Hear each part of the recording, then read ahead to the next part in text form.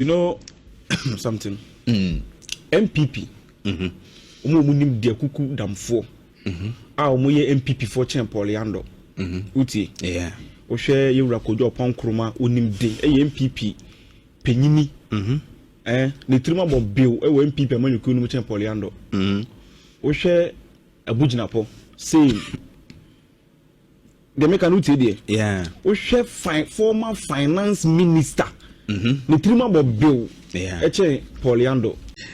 For ya. Na omunyina babonti abeboyira John Dramani Mahama nabaso. Right. Say hey, papa. In fact, ya Kwame Nkruma wo mu. Ye kra NPP ni ehun bibi say yo. Ya bo abaso ye. Ye bo abaso wa yire hu. Wa gine mu ma Africa nyina. Whenever I say ma PENDREAM TV. PENDREAM TV there, o see them yopo. Meeting nyina no say na mayedi. Yeah. So hu.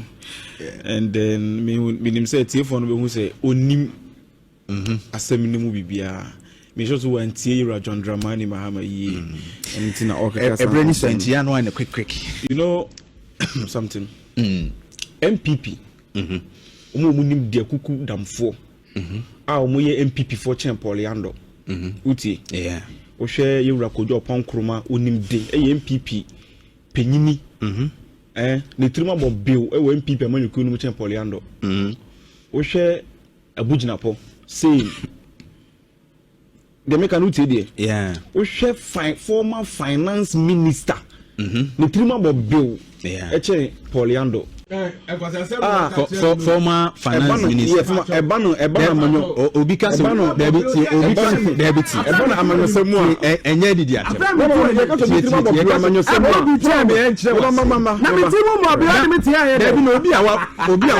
Obi awa rise to a finance minister.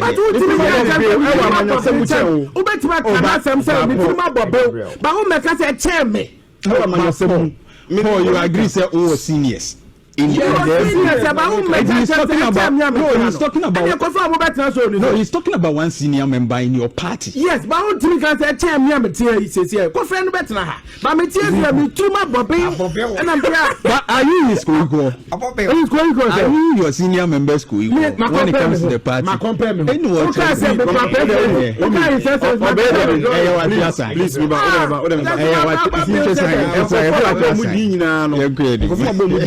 Nyosemu a omunim de echen for ya na omunyina babonti abeboyira John Dramani Mahama nabaso. Right. Say hey, papa. In fact, ya Kwame Nkruma wo mu. Ye kra NPP ni ehun bibi say yo. Ya bo abaso ye. Ye bo abaso wa yire hu. Wa gine mu ma Africa nyina. Madam Fubi e South Africa. Osi wo tie John Dramani Mahama on. Now we see egunu. And was say, hey, Africa leaders be say.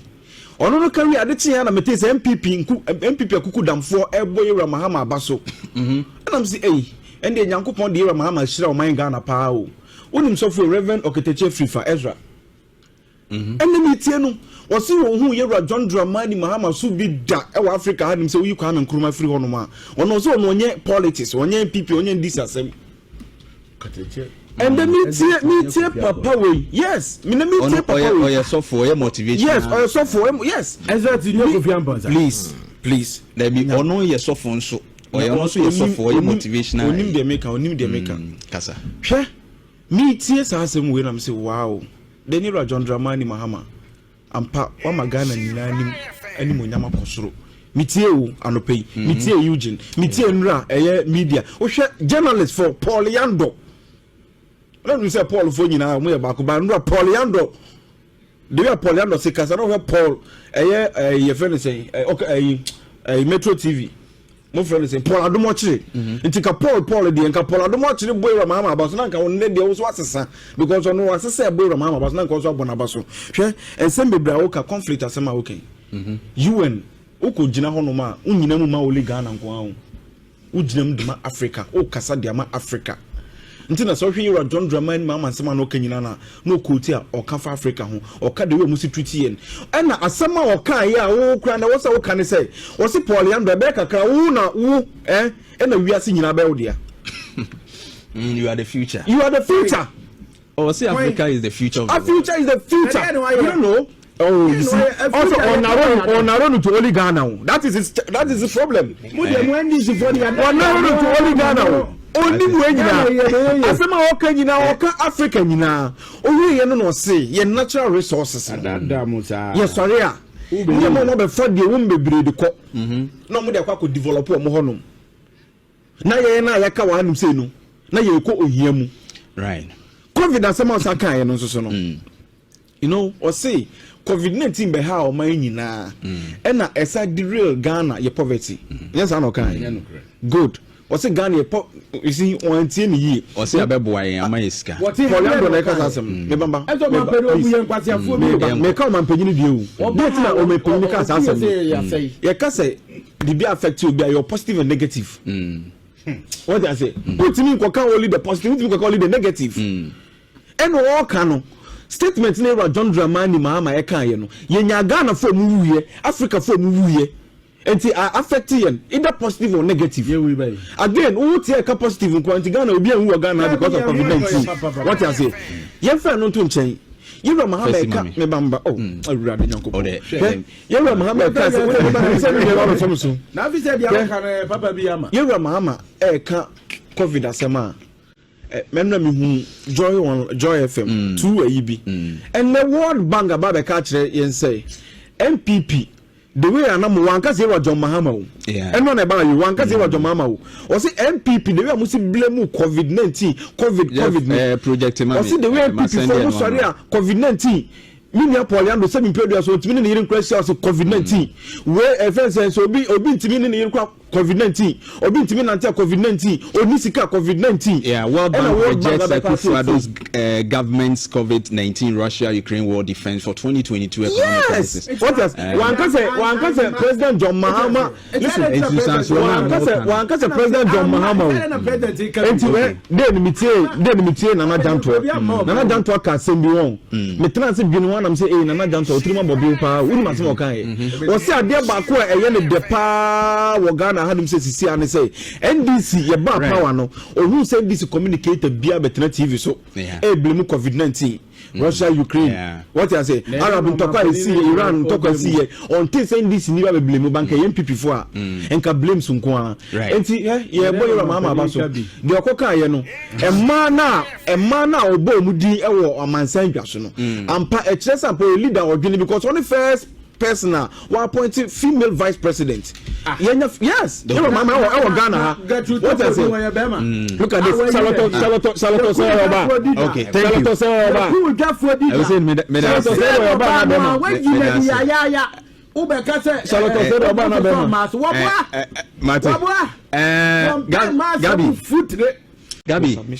Gabi, I mean to you. On a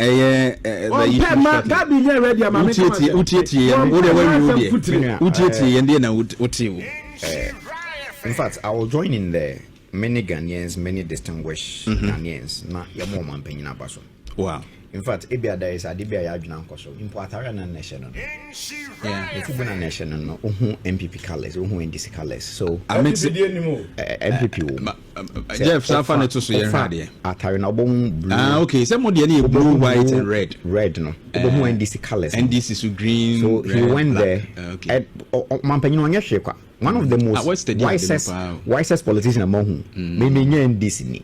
And because I'm free by my bay of Anton, we should tell you that I don't have the NDC at heart.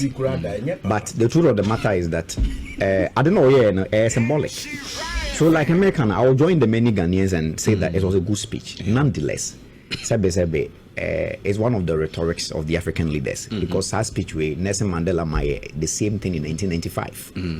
But I don't remember I came out so me fa nima bear three no audio kind first me fa the idea of veto. So look at the establishment of the UN after Second World War. Countries 5 be there. The likes of the UK, the France, the US, the Russia. And see, omo to me be a friend veto power on the UN Security Council. Say be or you ne be qua, omo kosha kuku, no mokasa, omina come and groom say, Kosani akun. etumu o maybe so no maybe enya sa niema niema no omapanye twenya dwene ko so say if you look at the article 21 of the UN Charter, it underscores the sovereignty of member state. Eyokuo ne abejoin ekuo na eba na mran jese nyina yepe but in reality sa pen na ye no eya ye theory adaba ko mampanyi choma dwene season say kwan ye fa so bo UN ho bra abra yetin ene niema asesa na me kwa me bedi o mampanyini kra me ma me kotena fia me ba won se niema asesa kra within 8 years. And from 1945 through 2025 there niema asesa bebre after 80 years of the UN establishment niema bebre ayede asesa ntie se yensa ya kwan bebre. Right. 2 asa was actually adwene say ho abehia say enei yema African country a seat on the UN Security Council. Na yen stimulate the said veto power na my be 3-4 bi na de tie say de nti enei sa 5 countries obi omuntimi nko benkrom ene ne ade nyame aye nkan yesa de nka wiase be bibi because anytime be 4-3 bi be say we de yem fa ha no 2 bi be kase no we de mayenko nti aye ase 6 zigzag ekosoro na abafa ekosoro na abafom asamba ko mampanyini kan ne say esan say amai be kotena Berlin ekochecha Africa mo hono the idea of colonialism no fire agene amen no mo Africa nyehwe the bia say ba ye besere but ene de we demand. In fact, he spoke like obia the spirit of Pan-Africanism possessing on the stage. But the American you say kasa yako kan yakobo yenza mana na NPP for NDC for obia boy yenza mana enyan sunsun so mete me Eugene ya adwene the last narrative Eugene Maya and Sana free settlement. Now yemenya sunsun so papa bi Maya ho enkoye kasa tra kwa because kasa we de kwa Nkruma ka bio Nelson Mandela ka bi 95 even who Ruto after Mahama kasa we no man Kenyan President Ruto, he was on the same tangent. It's like the African leaders, this time around, they were trying to shake themselves. But because of bad policies on the continent, they be lala sulala. Of course, no kolusu bargaining power. Ebiane say a baby. Or my near baby. Near a 5-year visa with the US with multiple entry. Minim dia kobaye last July no mutem. After say a day. Asaba, yet say the criminals are called a 5 year. You see, we should be people said that when you go to such individuals, can say my resources and boy be bracing on. Do you know why? We don't have anything. We can't do anything to our resources after all these years as independent country. And then you to go there, fanasa, near the quabble, say that money a fanasa. Timber, bauxite, right? Oko drew Mankasimu, Insuta, those western side. It means we people bauxite go now as a mountain near Sagu conveyor belt near Kosa. So I'm only saying yes, see me a moon. So when you come on now, or just another day, yes, we can and yank can one. And Kasatrakwa. Right. And someone the Abaman because he's one of the brilliant communicators we ever see even in our time. Into a meno and somebody. Right. 2 minutes the Casa near but. If I don't the day so papa and it made them on the Gaza issue no. I think in Ghana we have a part to be non-aligned. Non-aligned movement. I think you say we will be friends to everybody, enemy to none. Say that assemble, but now the global narratives are shifting. Oman can say about the dab on example. I won't me sorry. In fact, me bomb and say, I've always been saying this. Israel. Gaza, Palestine, those regions in the fashion. It's about time the world stand up and tell Israel the truth that is wrong. Yeah. Okay. Mo bia na die. Me de kasa ne de na de.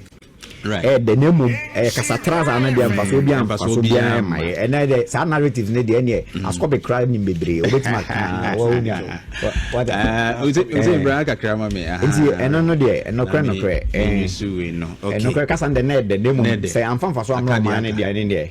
I say wa unipa. Sports host. Our long sans Brentford, and so then obey no moves. Near Trinity. All right, thank you very much. I don't know. Paul. Yeah, we are leaving. Kono na mekai you say demonstration be Tuesday no. First and NDC for a time fita ya dia tumu na ya dudu sa ban ya to abama we kunim afede odi NPP for to time fita musa adan. Okay, thank you. May I say freedom. Okay, Hussein. In fact, quick one on this. Your friend is saying demonstration now. Any demonstration. Okay. Demonstration and a demonstration.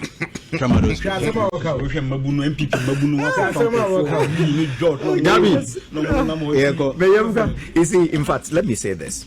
The court trigger when they are brought arrest near there. In fact, the IGP should set up. Okay. You see, you cannot be arresting civilians with Black Maria. Okay.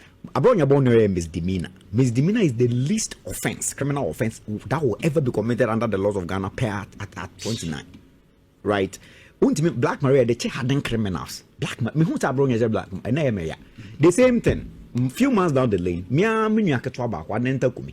was Rambo style arrest. Let's wrap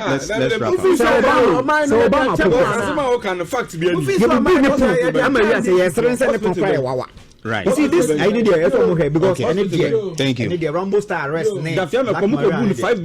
Me no ka say we mabunu be anase a sentiment mo we nkura be gina ho na obi say almost one and all regional minister 2024 on be Dr. Frank Amakohini. And there is a confirmation and rana make asem from Global Info Analytics. Yes. Oshe Volta region, which is the NDC stronghold, no dropping in terms of approval for John Dramani Mahama government, but Oba Ashanti regional is about plus 23. Yes. I just say Ashanti regional approval colony. Yes. He's doing well. And then I was saying Jeff, you have for statistics. I was saying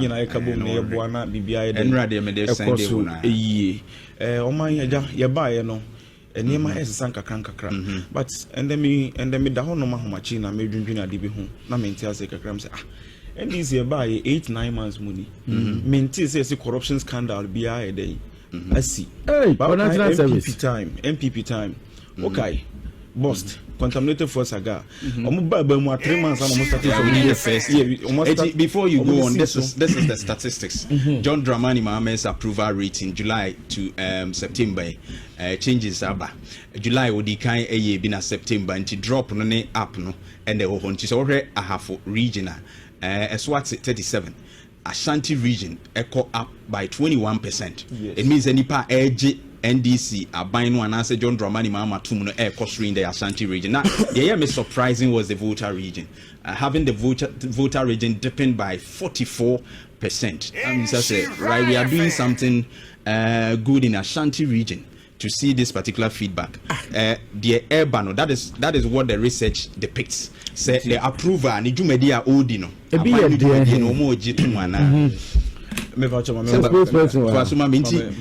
What is doing the magic?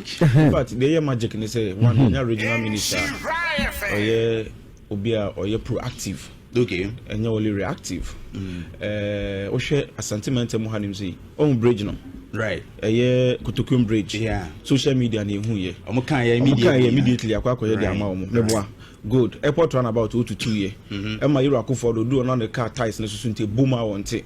You know enam so use 4-wheel fence 4x4 te boom out on Poyando or boom out on first some to no pacho David akufo o dey serious want to be saying 4x4 also offer Uber. Okay, we dey offer Uber me pacho me car ketuo Mati so what say into boom so what I say and then yakopan ya dom abrante ko gina ho ye video Dr. Frank Amakohini hu ye no ntempa o maye dey o maye me kwa dem kom bebre Ashanti Fest on the way as peja Ashanti Michael so Ashanti Fest nko magic awaye no e bi si da e wa sentiment mo hanim sei o hwe Yura John Dramani Mahama nkoma oni ni di Yura Mahama ba sentiment mo ba be chia sentiment be da sentiment ase ye wa sentiment mo hanim sei o se Yura Mahama o ba sentiment mo kwa dia me as a regional minister me da ma nko sa ye nko ne nko crowfro market a asi honom Yura kofo enya adwempa so be ye dia ma sentiment a kan wura mo NPP aban ba ye ho e no mo run meet no ote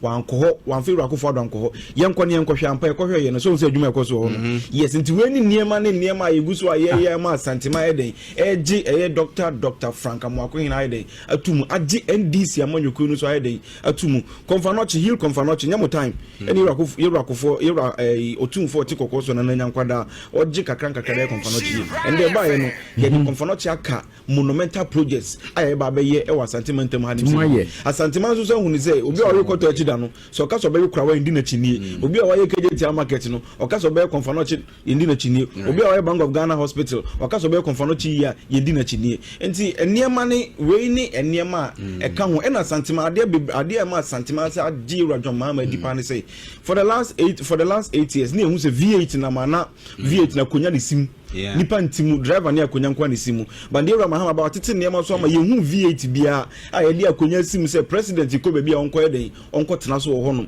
yehu sɛ yɛwura ɛyɛ yɛ maame Lordina Mahama yehu V8 bia makeups ne saa nneɛma ne yɛden ɛwɔ mu ba we nyina yɛ nneɛma asantima hu ya na ɔmo bɔ yɛden afu bebree for the last 8 years nneɛma ne yɛden yehu no ɔmo so sɛ entitle your belt no na ɔmo de no mu belt hook ba ne yɛ ka kyerɛ santimans ɛne Ghana ma nyina se yɛ nneɛma nti ɔmo nka mbom ne mboa ma santimans ne Ghana nkɔso yi no ɔmo nyina agye atum ti sɛ ɛnyɛ mmerɛ na ɛnyɛ mmerɛ ɛbɛ bɔ bebree twa mo ayɛ den wahu but me nua Paul Yando de bia me ka sɛ me say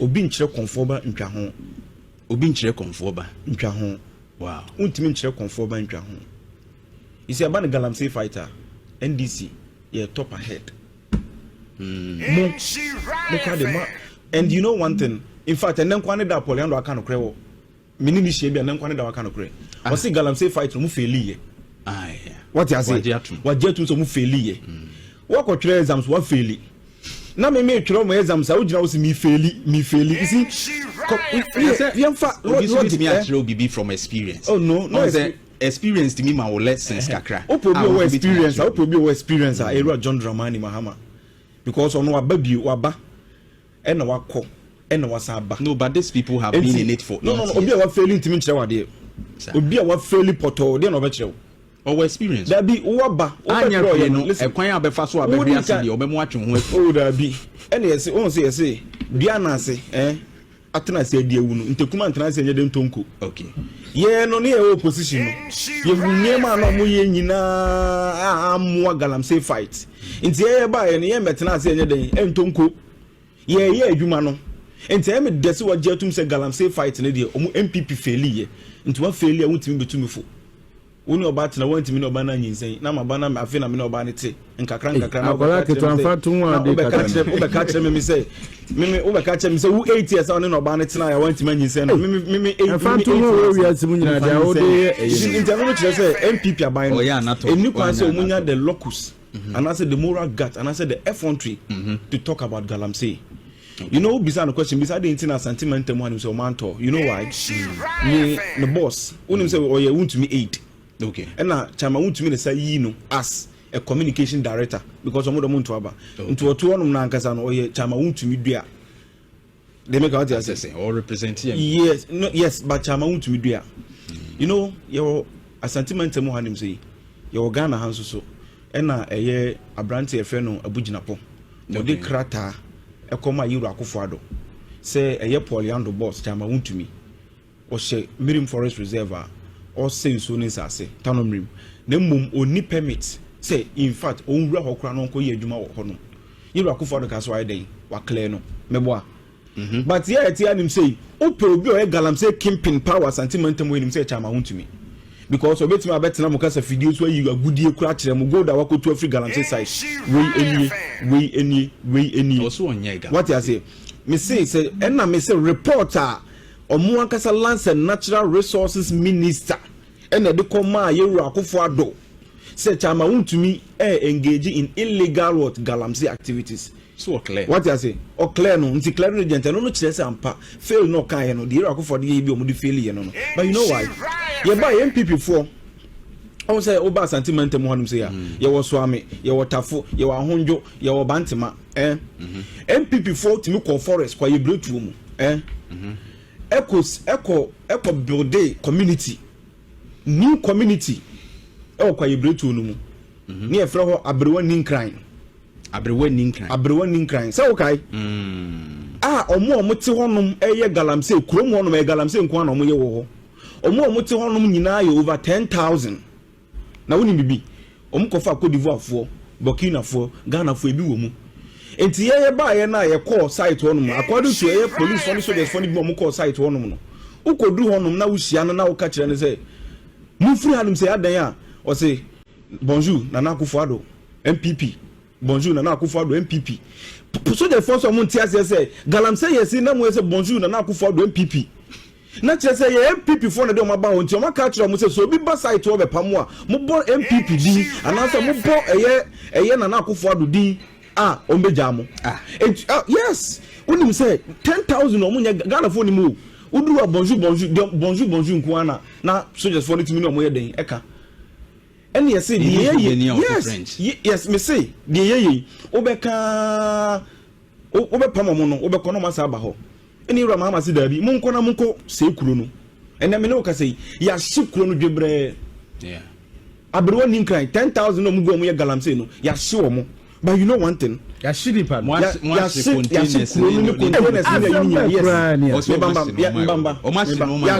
wo nyina ama ne galamsey activities ni hono muso so ayeden e koso e wo hobio. But you know one thing, mini apo yando so asa ma shiri pa no e no come out access am pa galamsey fight no ye ni abra ayeden ye fight ye ba ye timi ahye e ye kuro a mo ba e mo na mo build ye a mo de ye eye galamsey activities eba ya no isin ojina honum say su say nsu oko central region wanko asantiment mu hanum say because no asantiment mu hanum won nam ha ye beka say untumi boy no ye bechina bono enti on call rivers won say bibia ho but beko central region of we dey abon oh there be on say wo na wo call so ye yes o ma mo anoma kokoni okọ atifi ko hun so a na oba na afọ bisa so wan ne ho no kwa don ba me ka so wan ne ho no yo oba na afọ say ndisi fo na ye den e ho no ye mikita bibi wa hanim say me dey answer me pe fact me communicate a me pese bibi anokre da na me dey nokre no to o say omo ba ye na nsuo no nka ndisi fo ye ba ye na ka so yanka ba this time kan so na ni aye den ati you know we say galamsey restoring polluted water bodies will take 10 to 15 years. We are toxicologist. I say Dr. Bright Boafo-Boama, a medical doctor and a toxicologist, has revealed that it could take between 10 to 15 years to restore Ghana water body polluted by illegal mining activities, commonly known as galamsey. You see, you go so aye nkakra. So on videos we bra mo nuaba aye friend saying yatiti. Ensu ana asay under MPP eni sesa nkakra. He ankobra ye nyina yehu ankobra under MPP o under JM number 1 yehu ankobra River Tano yehu under NDC number 1 Mumfri so yehu ye bia yehu ye enye se yehu sa nema mo ye nyina enne ye ba ye no ye de ni hihye ye gu akwa ma ye pese ye de mitigate ye de fight this illegal mining activities ayekoso ani ntia se yensuo ni yensase. You know why? Okay? Aya na me de bia asema meka champion before ni say menya nkomontena sidi no munye den omonhwe yen because mo ana muka say munja galamsey 2 nde galamsey 2 china and then this year buy no yewra Mahama political war no wo ho oguso a all fight enra lands and natural resources minister obeka kire yen nyina say galamsey fight ni say forest reserve bia no ya declare ho den security zone meboa nti say galamsey na obeko ho de akoho de betu bia no wa ujejereje obia ni woni problem. Why is it difficult say mo be declare state of emergency? I didn't see the declare state of emergency. MP before you see a declare state of emergency on make demonstration. Why o ka say declare state of emergency no? Why o say declare state of emergency a o make demonstration? Say communication director but you see asama okay na communication director na ka say against the government communication director mo the government so o party say yenti na mo the government what you say communication director na ka say what better can say mo you no could be communication team mo that will be them no asama waka e na wo say utie no enye wo ya akra na say wo nya akra enti galamsey fight dem fe ni ye blue water gas asama wo ka no blue water gas utimi nya nipa mo mu ntwa nso River Ankobra unim events say the way seteneko utimi nyankofo mu ntwa nso no hu nyina nhia ndomo wen me kire wade ade a mo ye hwe ye fa say enso bi e fa say river e flow from her to Santas roundabout so gina Santas roundabout obetimi a check the turbidity of the water okay and next so ko no ko check na bia 500 na so china oko check na 550 e ka bibi kire ne say then illegal mining activities be yeden e koso baby then no de na so obe blow whistle no afre the security agencies no omo in charge of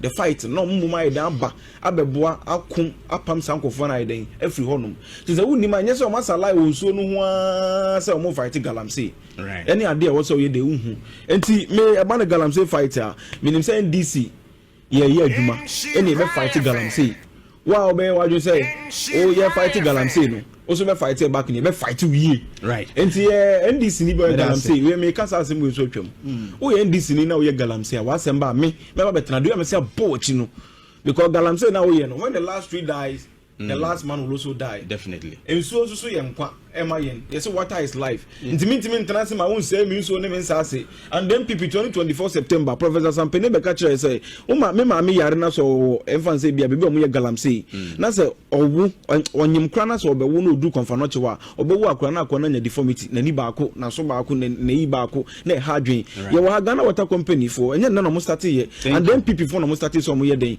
o mo complain say ye say ye nsuo ni ensa say banche ne body ne sa ne ma na nyina then PP no mo catch say sanem wonim say ndra me hu report with am ra ho ye say Tom Brown kra yidi kra no e was say ye careful e was sanem Brown enti say wo ye NPP no ye NDC na wo ye galamsey me betena dem say nka say wo ye NDC ni nti no me ka bi dia ma me bo wachi yi me fan chew so mun jai sanem na mo ye na Ghana enkoso ne Ghana enkanko na ye nyina ye pe no ye be pushi na ya boa na Ghana bibia si yi ama ye nyina. Thank you very much Hussein Ibrahim, a spokesperson to the Ashanti Regional Minister. Dedi kama mamena PENDREAM TV ase. Na so far so good. Say open online portal e wo Ghana.